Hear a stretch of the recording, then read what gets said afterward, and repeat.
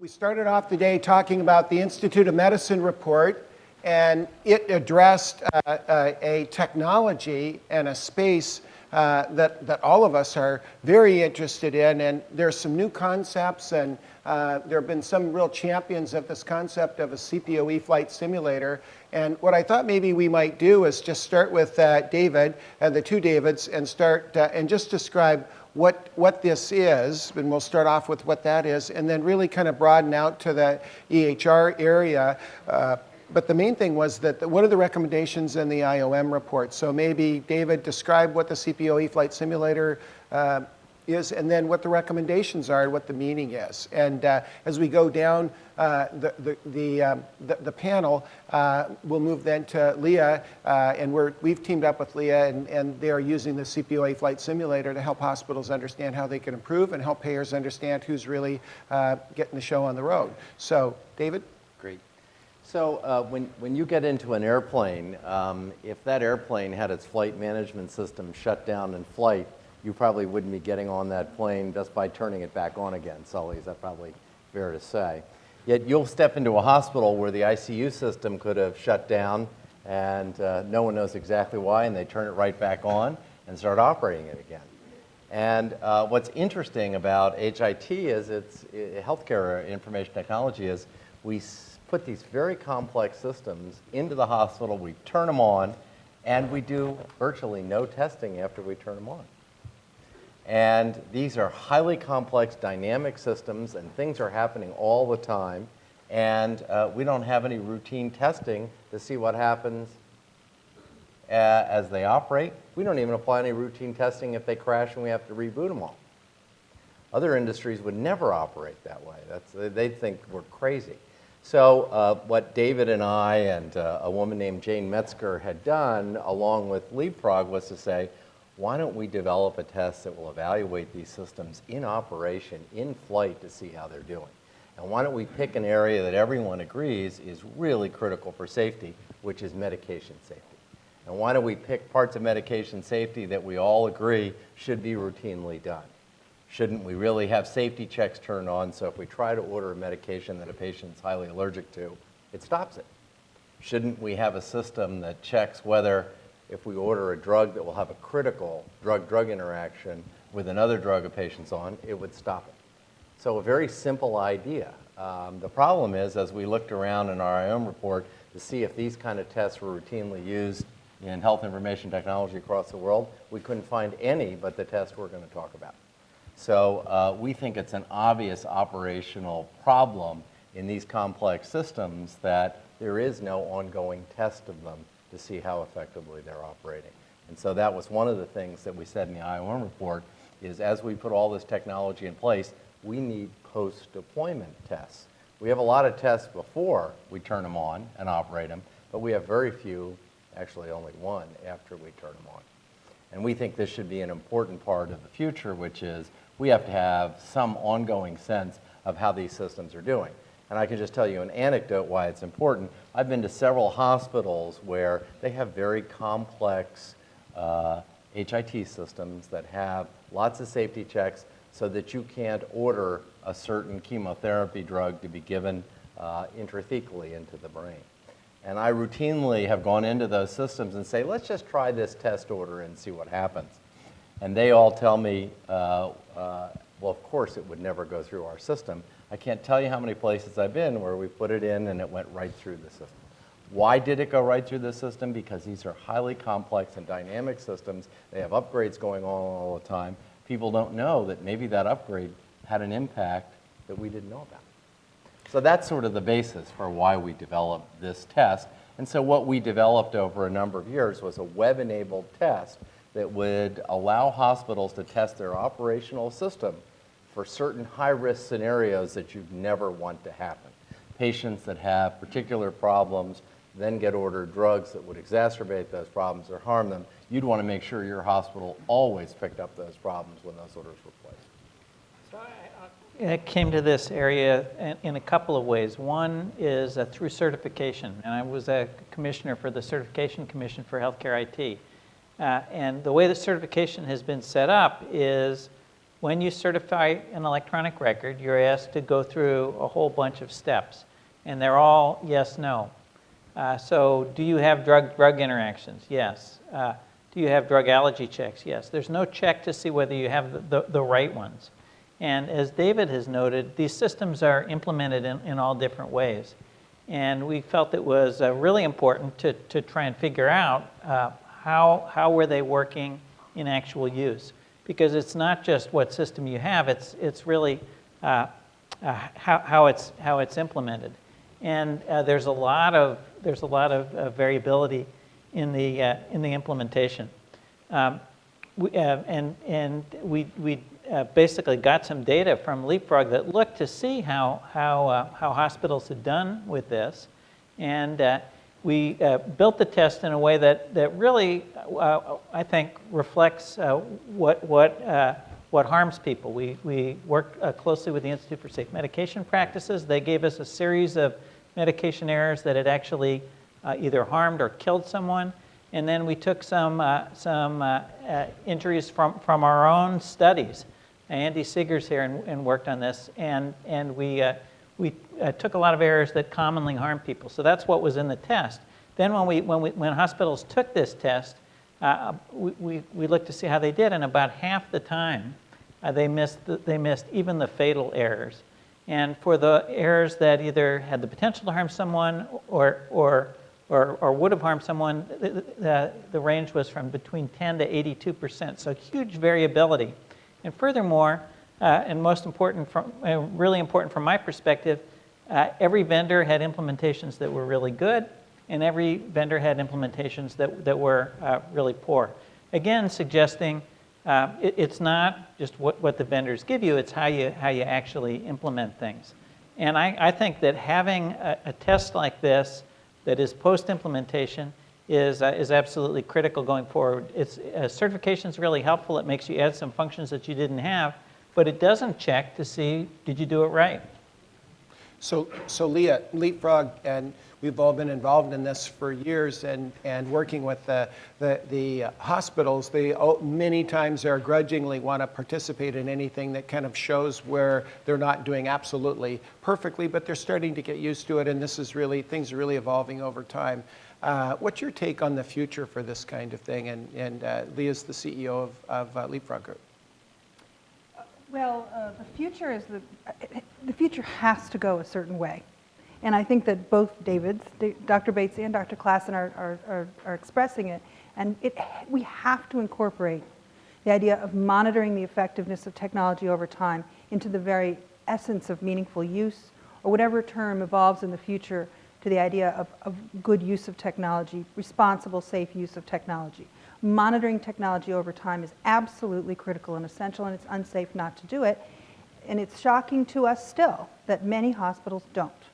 And it is quite unfortunate, although Leapfrog is very pleased and proud to have this tool that was developed by these superb researchers on our survey that hospitals can take to test the effectiveness of their survey. We're pleased and proud to have it, but we feel that it's actually quite almost tragic that this is the only test. I mean, the deployment of technology for health information is considered a national priority. It is a priority for safety. It's a priority for quality. It's an absolutely critical next step in a healthcare system that has major problems with safety and efficiency. So given all that, why do we only have one way to actually test whether these systems are working? Now, Leapfrog's membership of purchasers and employers, they were intrigued with CPOE because they were intrigued by the studies, particularly Dr. Bates' study, others, that suggested that it does cut medication errors to have CPOE. And the reason that we wanted this, we wanted a tool like this was that purchasers constantly asked, all right, well, we know hospitals are putting CPOE in place, and we see there's research that says that's a good idea, but how do we know these systems are working? It's a really simple question that a company like Boeing that belongs to Leapfrog knows from their own business. They don't assume that you plug a system in and it works. They don't assume that their engineers are smart enough to make sure it always works. For everybody, and I come but over. Can I just say one more thing? Yeah, go ahead. So I need to say it because you asked me to do this. Yeah. We are putting this out publicly today, and it's very good news about hospitals that have taken the test. and that is that there's been significant improvement in the safety of their systems. So of the 250 or so hospitals that took the test in the last year, there were almost no fatal errors missed by the system. And so that goes from what Dr. Bates said earlier. Fantastic. It's excellent. Compared to a third of the errors, the fatal errors were missed before. So this is a very substantial improvement. In addition, before, about half of all orders that would have resulted in adverse events, not just fatal errors, but all. Before it was about half were missed by the systems. Now we're announcing it's less than a third. So, and that, I have a press release that's out on the counter if anyone wants to look. But it's very, very good news. And there's one other thing that we've seen, and that is that every hospital, with no exceptions, every hospital that's taken this test more than once has improved. So, I mean, it goes without saying almost, but it's important to recognize when we actually have the data in front of us that common sense is monitoring systems improves their performance. Fantastic. Thank you. So Sully, we won't go all the way down the line, but this is, again, one of those things that is really shocking to people outside of industry, that we're, a $2.8 trillion industry, that we don't have verification systems for performance of things that are hundreds of millions of dollars in expense.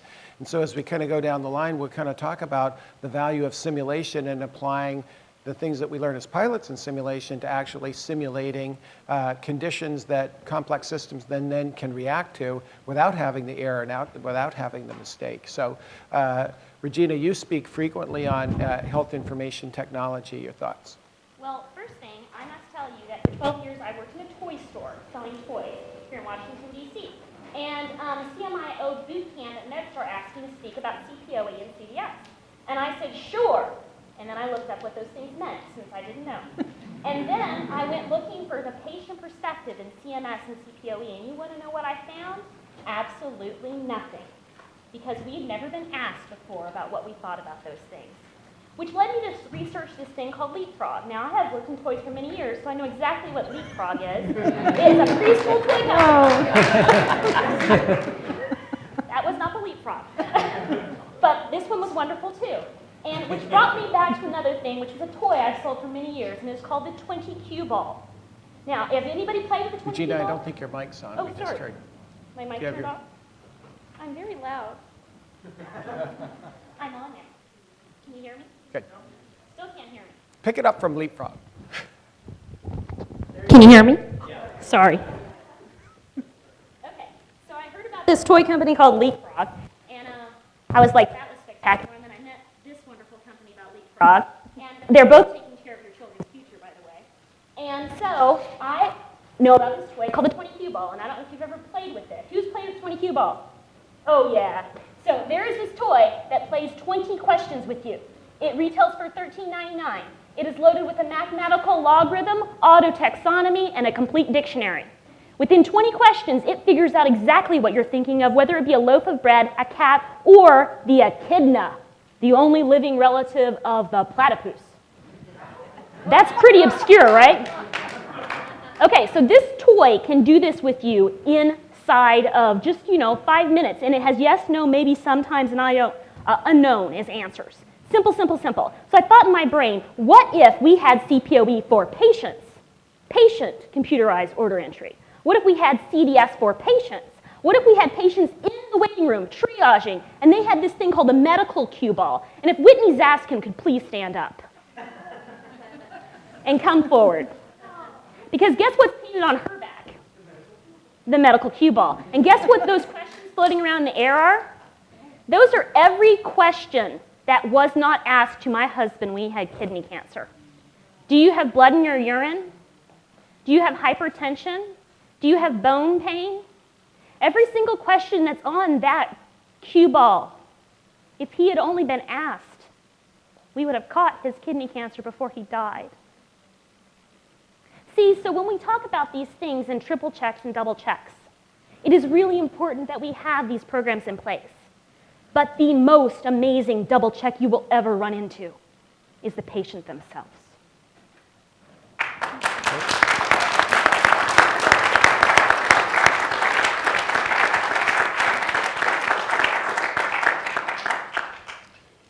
So we have 3 aviation guys that all are very familiar with simulation.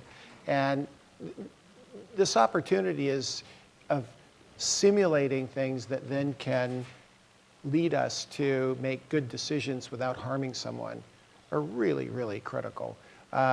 Just share with us your thoughts. We only have so much time in the panel, but one of the things that we found, I think David championed this concept of the CPOE Flight Simulator for a long time, and we've all been after it and supported it and put it forward. And it really is surprising that we don't have even patient simulators or, in terms of medications and that kind of thing, and that this is really the only outside sort of verification system. And yet, when I talk to guys in aviation, it's like an NTSB for healthcare. What do you mean you don't have it? You guys have more money than God in healthcare, and you don't have any of those things? And so maybe just share with the audience the experiences you guys have had to apply simulation, maybe, working with the Blue Angels, and you all would simulate scenarios without even having any technology.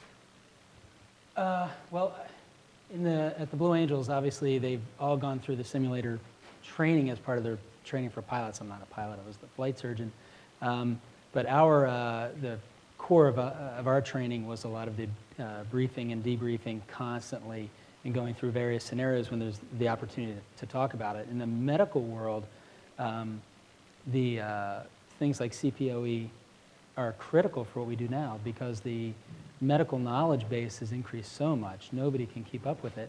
And I think with robust decision support, things like CPOE that are well thought out and well trained to us, because a lot of programs have been rolled out with CPOE and no investment in training the physicians and the frontline workers in the CPO system.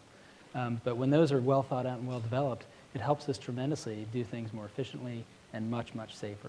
And there's not a single week that goes by that our CPOE system doesn't flag something that I didn't think of because I'm running around doing things, that it doesn't flag something and say, think twice about this, and I'd put delete order and move on. So, do y'all think Jim, do you think it's reasonable that in the future there might be a consumer CPOE system to cross-check what you've had ordered for you? Well, I think certainly it's possible. I think the big thing is first you have to have what are the requirements? What are the standards? Are there guidelines? Because you can't build a simulator if you don't know what you expect the outcomes to be. You have to understand what the inputs and the outputs, and sometimes we've lacked that. I think we're getting there. I think the reason you use simulators is to do things that either happen too infrequently, too unpredictably, or they're too hazardous to let happen in the real world. And I think what we're talking about fits all those bills. And I think we have to base it on good specifications or requirements. What are we trying to prevent? As we just pointed out, what questions should you ask? I mean, why should we rely on memory? Memory is one of the human being's worst capabilities. And we shouldn't pride ourselves that we have a good memory.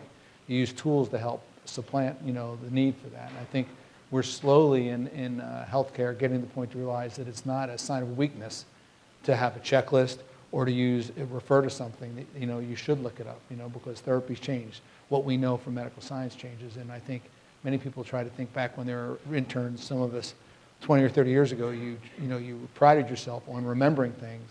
And really, that's not really a badge of courage. That's stupidity in this day and age. Sully. I think in terms of adopting new technology in aviation, there are several critical things to remember. Again, the end user needs to be involved in the development of the system from the outset. There needs to be an absolute minimum of false alarms. There needs to be not so much additional workload or complexity that there's reluctance to use it. It needs to be thought of as a part of the team, as a tool that will help you. And I want to echo the sentiment about the critical importance in training of effective briefing and debriefing. I recently had the amazing opportunity to spend some time at one of the Harvard teaching hospitals and observed some recurrent training at the running of the code. And the briefer, the facilitator, was so adept at setting the stage, briefing, then debriefing the event, allowing the team with their consent to view themselves on videotape and then erasing it, and then doing a scenario again. It was critically important. I can't emphasize how important the briefing and the debriefing are to effective use of medical simulation. I want to come back to David, and I think you probably have a comment, and we're close on time. But the magnitude of medication error and harm and waste is still staggering. I mean, we all talk about how much better we are doing, but just give the audience that are not as familiar with how big a challenge that, I mean, we still have a big challenge, and that's why these solutions and all these things of working with consumers as well as, I mean, compliant or adherence is only 50%. Still, people only take medicines 50% of the time the way that they were prescribed. So this whole area of medication management is still a daunting problem, isn't it? Well, it's still a huge issue. Around 10 in 100 patients are harmed by medications when they're admitted to a hospital. But we now have an array of solutions which are pretty potent. So we have computer order entry. Barcoding has been shown to work. We have smart pumps. We're getting other new technologies that are going to be helpful. And I think as far as I said earlier, it's not if, it's how. And a tool like this tool really does work. If, and as Leah described, if hospitals do something like this, and we're also building an outpatient version of this, it's possible to get iteratively better. And I think it will make a big difference. And I would just echo what David said, that one of the things we emphasized in the report was the socio-technical system and thinking that way. And I've been involved in a couple accident investigations where the system didn't warn the doctor this was a critical drug-drug interaction, and people weren't concerned about that because they sure the pharmacist or the nurse would pick it up.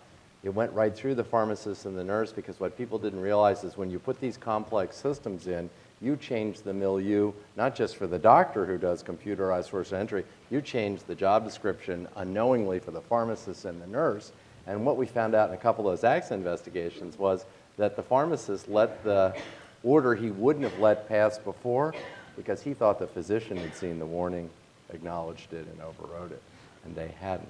And so if you think of the socio-technical system, when you automate things, you can change the safety net in ways that you never expected. And I think, this brings us back to the morning, talking about an NTSB-like organization. Not that there aren't great organizations like ISMP and others around, but I mean, the issue that we're talking about is broadly across everything, top, bottom, cross.